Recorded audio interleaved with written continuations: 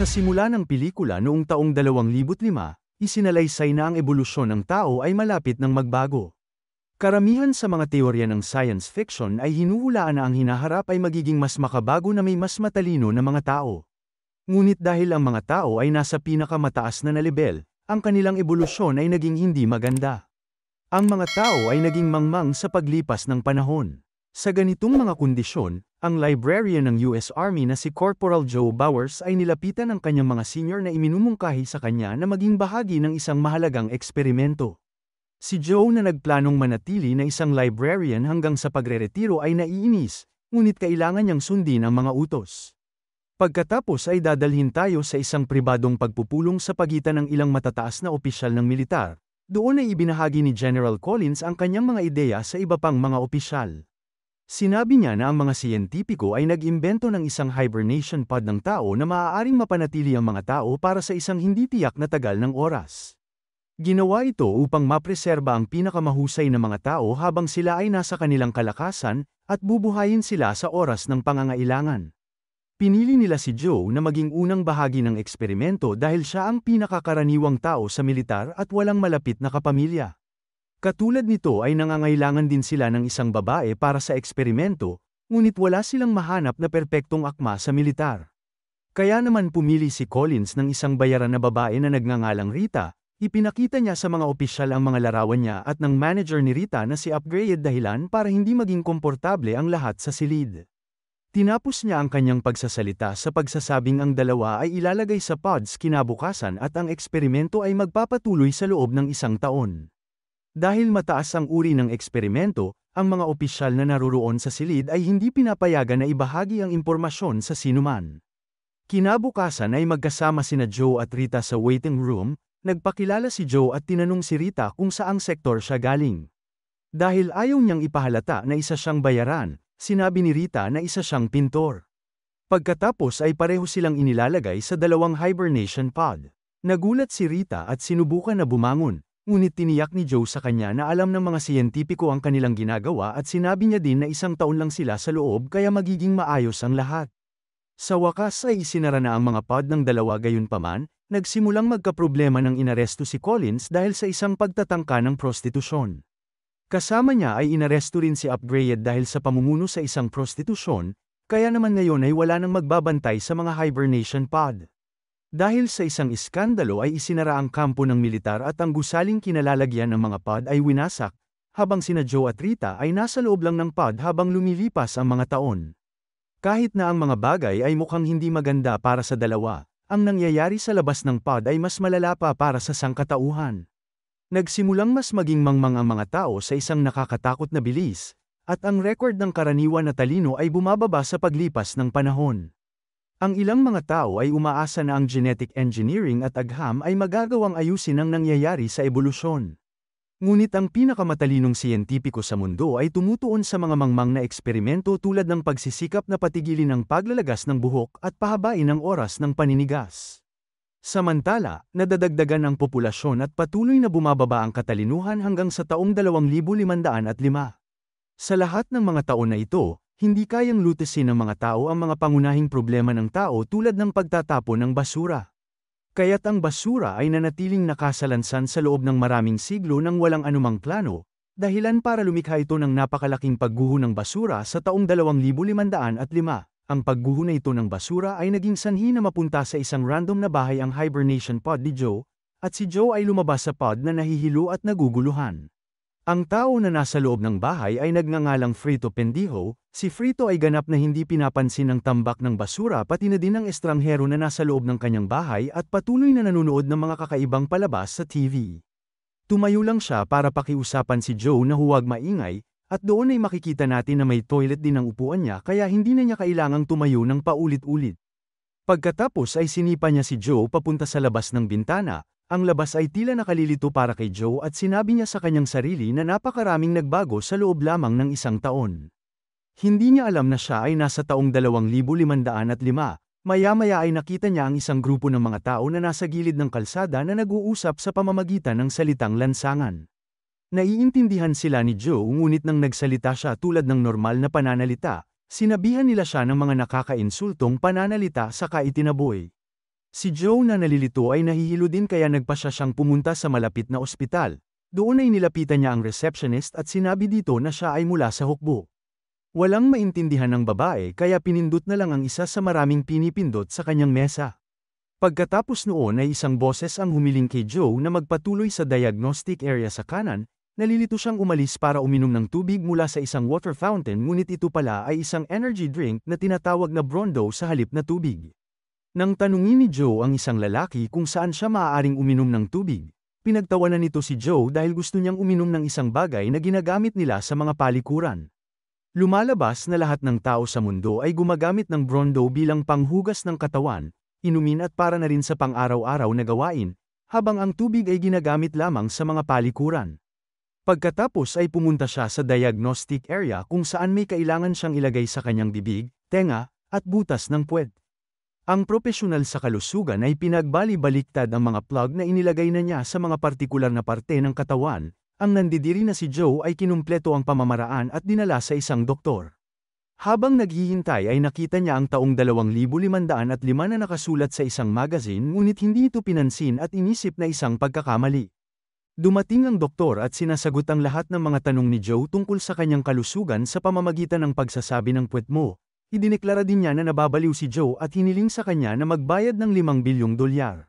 Doon ay napansin na naman ni Joe ang taong 2505 na nakasulat sa resibo, at sa wakas ay napagtanto niya na siya ay nasa loob ng pod sa loob ng 500 taon. Halos hindi makapaniwala si Joe at lumapit sa bintana para lang mabigla nang makita ang kasalukuyang kalagayan ng lungsod. Ang mga gusali ay gumuho na, at ang ilan ay ginamitan na lamang ng mga tali. Bilang karagdagan, ang lungsod ay puno na ng basura. Samantala, nabigla ang doktor dahil walang tattoo ng mamamayan ang kamay ni Joe. Si Joe ay nagulat at tumakbo palayo sa ospital, habang ang doktor ay tumawag ng pulis dahil sa hindi niya pagbabayad ng bill sa ospital. Si Joe ay nagising sa isang mundong nasa krisis, ang ekonomiya ay nasa malalim na kapabayaan. Ang mga alikabok ay sinira ang lahat ng mga supply ng pagkain, at ang numero 1 pelikula sa bansa ay pinamagatan na puwet. Pumasok siya sa loob ng sinehan upang manood ng isang pelikulang nanalo sa Oscar, para lang tumitig sa likuran ng isang tao sa loob ng 90 minuto. Kinagabihan ay inaresto siya dahil wala siyang pagkakakilanlan, saka dinala sa korte. Doon ay binigyan siya ng isang abogado na nagkataon na si Frito Pendijo, ang lalaking unang nakilala ni Joe ngayong taong 2505. Pinagtawanan siya ni Frito at tumawa din ng lahat ng nasa korte.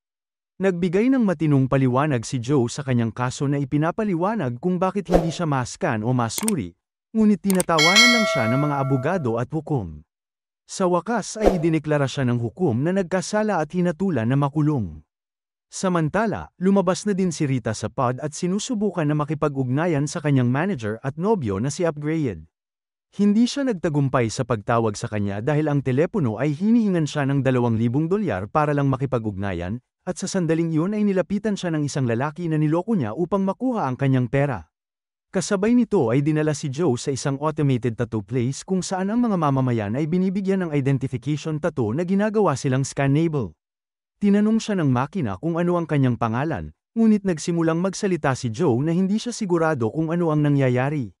Dahil dito ay narehistro sa makina na ang kanyang pangalan ay hindi sigurado, kaya inilagay ito sa kanyang kamay at ang mga tao sa paligid niya ay nagsimula na rin siyang tawagin na not sure.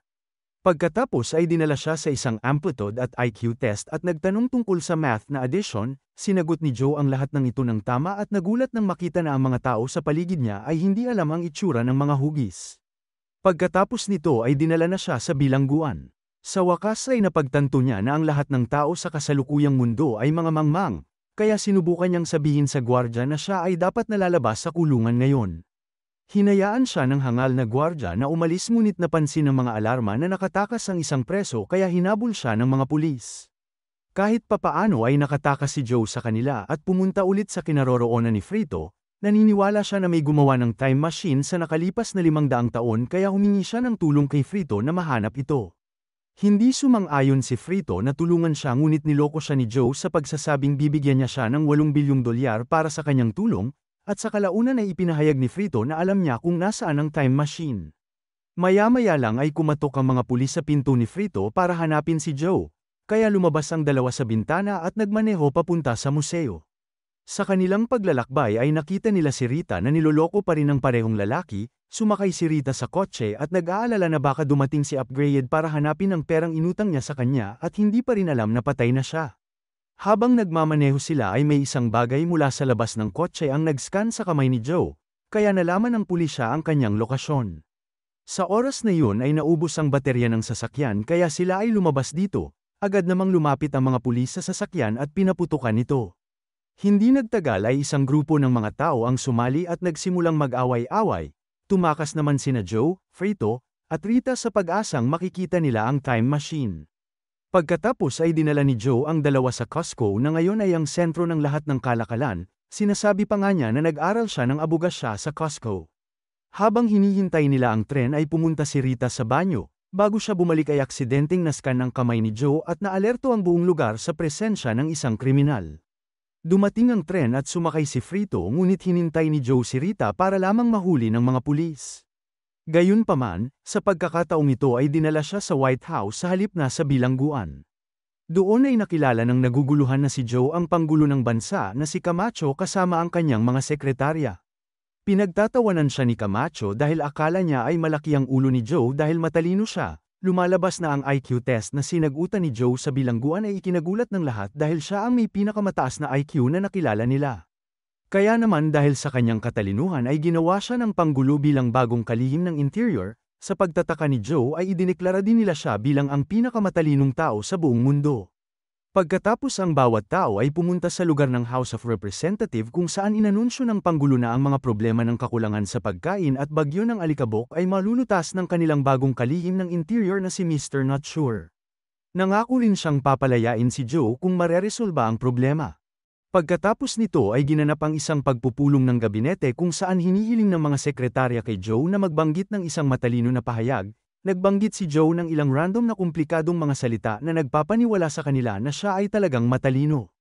Pagkatapos ay hiniling ni Joe kay Frito na gumuhit ng mapa ng lokasyon ng time machine hanggang sa maabala niya ang mga sekretarya.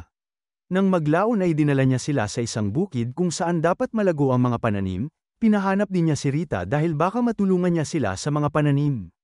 Maya-maya ay lihim na iniabot ni Frito kay Joe ang mapa, at kasabay nito ang pagdating ni Rita doon.